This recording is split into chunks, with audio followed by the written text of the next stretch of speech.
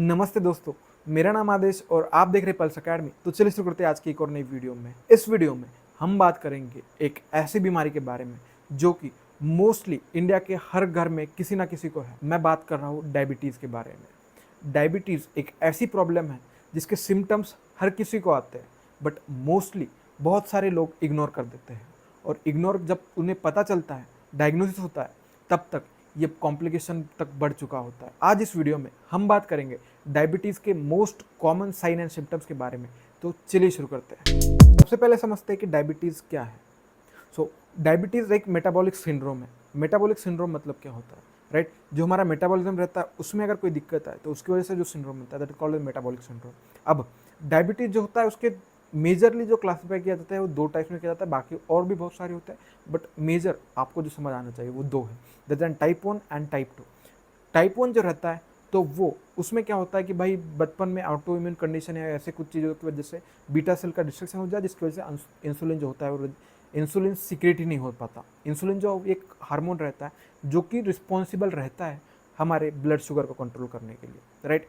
और टाइप 2 जो रहता है वो उसमें क्या रहता है, नॉर्मल इंसुलिन सिक्रेशन होते रहता है, बट इंसुलिन रेजिस्टेंस आ जाता है जिसकी वजह से इंसुलिन काम नहीं कर पाता। ऑब्वियसली इंसुलिन का काम क्या है? इंसुलिन का काम है आपका ब्लड शुगर को कम करना, राइट? जब ये इंसुलिन आपका नॉर्मल सीक्रेट होगा, नॉर्मल उसको कंट्रोल करते रहेगा ब्लड शुगर को, तो आपको डायबिटीज़ नहीं होगा। जब भी इसमें दिक्कत आएगी, जब इंसुलिन आपका कम होगा या रेजिस्टेंस होगा, तो इन दोनों कंडीशन में आपको ब्लड शुगर रहेगा वो ज़्यादा बढ़ेगा।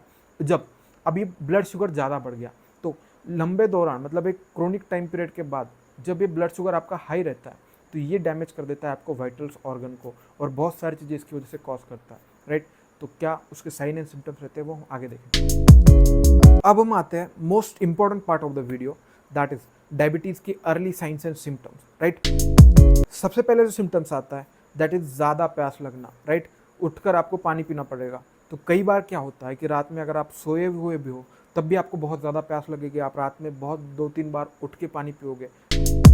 दूसरा जो होता है दैट इज फ्रीक्वेंट यूरिनेशन। क्या होता है कि पेशेंट को नॉर्मल बॉडी में ब्लड शुगर लेवल ज़्यादा है तो हमारी किडनी क्या करना चाहती है कि ब्लड शुगर को बाहर निकालना चाहती है थ्रू द यूरिनेशन। पेशेंट को क्या होता है कि भाई फ्रीक्वेंटली यूरिनेशन के लिए जाना पड़ता है, तो रात में भी उसे 2-3 बार उठ के जाना पड़े तो तब भी आपको शायद हो सकता है कि आपको डायबिटीज़ के बारे में हो, और भी हो सकता है बट मेजरली डायबिटीज़ हो सकती है। तीसरी चीज़ थकान लगना, राइट?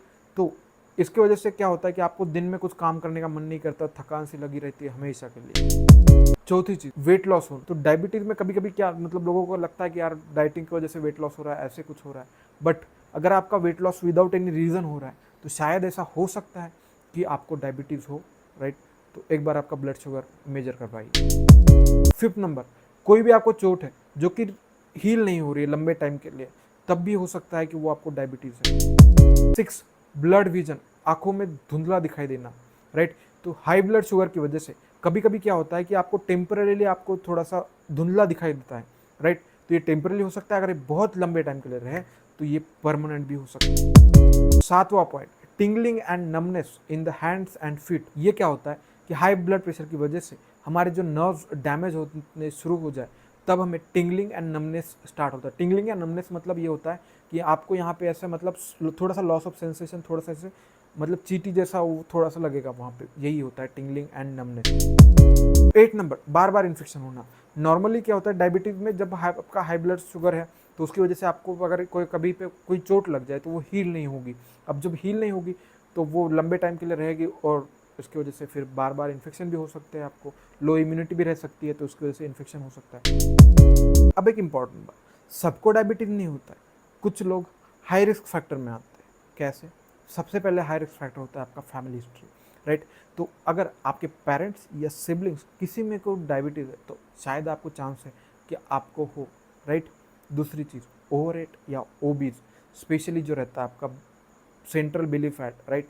तो वो रिस्पॉन्सिबल हो सकता है आपका इंसुलिन रेजिस्टेंस और डायबिटीज़ के लिए। तीसरी चीज़, lack of exercise and sedentary lifestyle, अगर वो भी है तो आपका डायबिटीज़ के लिए रिस्क फैक्टर। चौथी चीज़, ज़्यादा शुगर खा रहे हो, ज़्यादा प्रोसेस फूड खा रहे हो, तब भी आपको रिस्क फैक्टर है कि आपको डायबिटीज़ हो। हाई कोलेस्ट्रॉल, हाई बीपी एक और इंपॉर्टेंट रिस्क फैक्टर है। अगर आप इनमें से किसी भी रिस्क फैक्टर में आते हो तो आपको सबसे पहले आपके लाइफस्टाइल पे ध्यान देना पड़ेगा, तभी वो चीज़ रिवर्सिबल हो सकती है। अगर आपने डायबिटीज़ को इग्नोर किया तो ये धीरे धीरे जो हाई ब्लड शुगर आपकी बढ़ी हुई है वो सब ऑर्गन को डैमेज करते हुए चलेगी, जिससे आपको रिस्क बढ़ जाता है। किस किस चीज़ों का?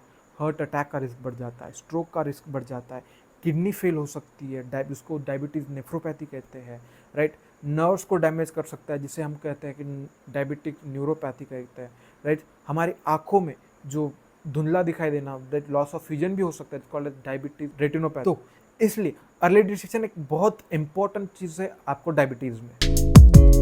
गुड न्यूज़ ये है कि अगर आप अपने लाइफस्टाइल को कंट्रोल करते हो और आप अपनी लाइफस्टाइल मॉडिफाई करते हो तो ये जो डायबिटीज़ है इसे कंट्रोल किया जा सकता है। लाइफस्टाइल मॉडिफिकेशन मतलब क्या होता है? सबसे पहले रोज़ाना 30 मिनट एक्सरसाइज करना या फिर वॉक करना, एक। दूसरी चीज़, बैलेंस डाइट लेना, उसमें फ्रूट्स, वेजीज वगैरह ये सारी चीज़ जिसमें फाइबर्स वगैरह कंटेंट ज़्यादा हो वो लेना। दूसरी चीज़, वेट लॉस करना। तीसरी चीज़, रेगुलर हेल्थ चेकअप करना। अगर आपको लग रहा है कि आपका ब्लड शुगर बढ़ रहा है तो रेगुलर जो रहता है वो ब्लड शुगर की मॉनिटरिंग करना, ये सारी चीज़ रहती है। तो हम नेक्स्ट वीडियो में हम देखेंगे कि कैसे आप रिकॉर्डिंग कर सकते हो ब्लड शुगर की, कितना रहता है, तो तब आप कहोगे कि हमें डायबिटीज़ है या नहीं है। वो सारी चीज़ हम देखेंगे नेक्स्ट वीडियो में, राइट। सबसे इंपॉर्टेंट है, अगर आपको इनमें से कोई भी सिम्टम्स लग रहा है तो प्लीज़ एंड प्लीज़ जल्दी से जाके आपकी ब्लड शुगर की रिपोर्ट करिए और अपने डॉक्टर के साथ कंसल्ट करिए। तो दोस्तों ये सब थे डायबिटीज़ के अर्ली साइंस एंड सिम्टम्स और कैसे आप इसे प्रिवेंट कर सकते हो, तो ये सारी चीज़ें। तो अगर आपको कभी ऐसा लगे इनमें से कोई भी साइन या सिम्टम तो प्लीज़ इग्नोर मत करना, अपने डॉक्टर को कंसल्ट करना और ये वीडियो आप अपने दोस्तों के साथ शेयर करना ताकि उन्हें भी ये नॉलेज मिले और अगर उनके भी लाइफ में कभी ऐसी चीज़ उन्हें हो तो वो अर्ली डिटेक्ट कर पाए और शायद उनकी ज़िंदगी बच जाए। अगर आपको ये वीडियोस हेल्पफुल लगा तो प्लीज़ हमारे चैनल को सब्सक्राइब कर दीजिएगा और वीडियो को लाइक करना मत भूलिएगा और अपने दोस्तों के साथ शेयर करिएगा। मैं ऐसे हेल्थ रिलेटेड टॉपिक पे बहुत अच्छे अच्छे वीडियोज़ आपके लिए लाता रहूँगा और अब मिलते हैं नेक्स्ट वीडियो में।